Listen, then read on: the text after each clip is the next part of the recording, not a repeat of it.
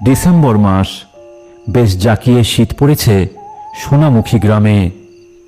কুয়াশা ঘেরা ধোঁয়া ধোঁয়া আকাশে আধখানা চাঁদ যেন আরো রহস্যময় হয়ে উঠেছে। শুভ, জয়, রবি আর ওদের সবার প্রিয় শৈল জেঠু পটাইয়ের দোকানে ওদের 3 নম্বর চায়ে চুমুক দিচ্ছে।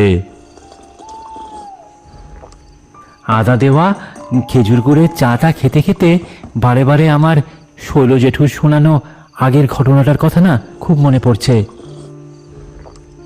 কোন ঘটনাটার কথা বলছিস বলতো? আরে কেন, ভুলে গেলি? ভূতের বিয়ে।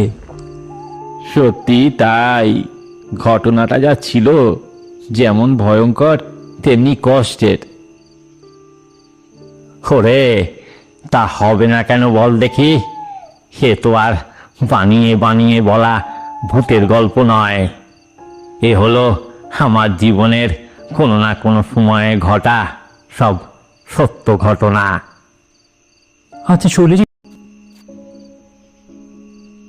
দাদাবাবু চলে এসেছেন? আমি রান্নাঘরে ছিলুম, তাই ঠাওর করতে পারিনি। সে ঠিক আছে, চল এবার মালপত্র নিয়ে ভেতরে চল। হ্যাঁ হ্যাঁ, তোমরা সব এগো, আমি সব মালপত্র গুছিয়ে নিয়ে আসতেছি। এরপর শৈল জেঠুর পেছন পেছন আমরা সবাই ওনার ঘরে ঢুকলাম। বেশ পরিষ্কার পরিচ্ছন্ন, সাজানো গোছানো ঘর। ঘরে বেশি কিছু জিনিসপত্র না থাকলেও বালিশ বিছানা রয়েছে। ইলেকট্রিসিটি নেই, তাই ভরসা বলতে লণ্ঠন আর মোমবাতি।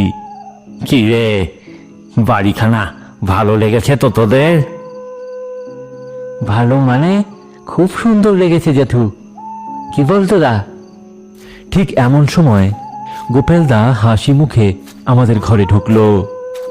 হাতে ধরা প্লেটে চায়ের কাপ থেকে ধোঁয়া বের হচ্ছে, সাথে গরম গরম বেগুনি, পেঁয়াজি আর সর্ষের তেল আদা দিয়ে মাখা মুড়ি।